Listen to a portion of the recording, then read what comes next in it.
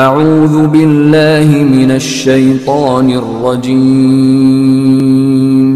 بسم اللہ الرحمن الرحیم۔ گناہوں کی بخشش۔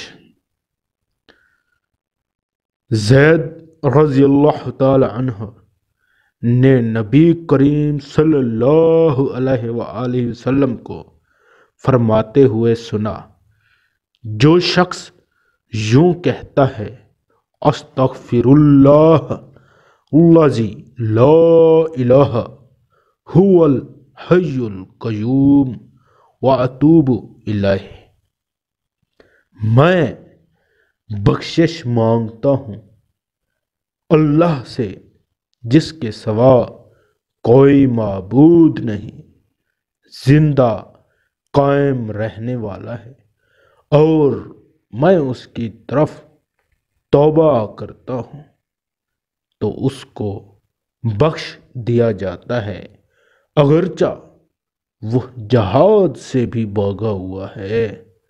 اللہ اکبر۔ استغفر اللہ الذی لا الہ الا هو الحی القیوم واتوب الیہ۔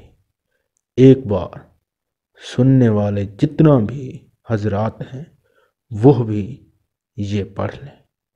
اللہ اکبر۔